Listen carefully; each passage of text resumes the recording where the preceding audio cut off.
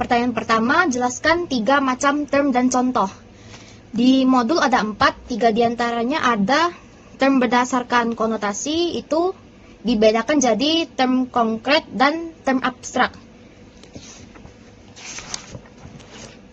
Term konkret ini maksudnya ke kenyataan, berkualitas, dan ada eksistensinya. Misalnya bentuk, lalu tempat tertentu. Sedangkan term abstrak itu tidak bereksistensi. Misalnya kebenaran, lalu kebijaksanaan. Kemudian yang kedua ada term berdasarkan denotasi. Ini dibagi jadi 2 lagi, yaitu ada term umum dan term khusus. Nah, term umum itu mencakup keseluruhan, tiada terkecualinya. Itu terbagi jadi 2 lagi, yaitu universal dan kolektif. Yang universal itu tidak terbatas oleh ruang dan waktu. Misalnya manusia, hewan gitu. Kemudian yang term kolektif itu merujuk ke suatu kelompok tertentu sebagai kesatuan. Misalnya warga negara Indonesia atau warga Tiongkok.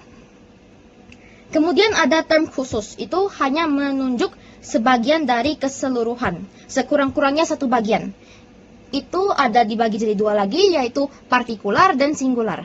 Yang partikular itu hanya menunjuk ke beberapa saja, misalnya beberapa penjabat pemerintah atau sebagian mahasiswa. Lalu term singular itu hanya menunjuk kepada satu hal saja, yaitu misalnya Presiden pertama Republik Indonesia. Kemudian yang ketiga ada term berdasarkan predikamen. Itu adalah cara beradanya sesuatu. Nah, term ini dibagi menjadi 2 macam, yaitu ada yang tidak terbatas, itu yang mewujudkan sebuah term, yakni Tuhan. Yang kedua, ada yang terbatas, yang mewujudkan genus pertama dan tertinggi, dapat dikatakan tentang banyak hal.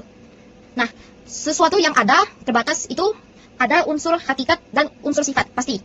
Itu unsur hakikat adalah substansi, maksudnya, lalu sifat itu aksidensia. Nah, yang substansi ini, maksudnya dapat berdiri sendiri. Itu contohnya, manusia, hewan, pohon, gitu.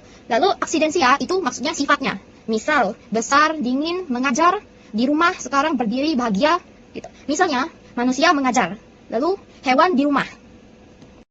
Pertanyaan kedua, jelaskan dan beri contoh bentuk sesat pikir logical fallacy dan cara hindarinya. Logical fallacy adalah kekeliruan penalaran menurut logika. Misalnya, peserta kursus adalah mahasiswa atau guru. Dan ternyata mahasiswa yang kursus, berarti dia bukan guru. Dan cara hindarinya adalah dengan mempelajari prinsip penalaran yang merupakan dasar sifat ilmiah yang harus diikuti.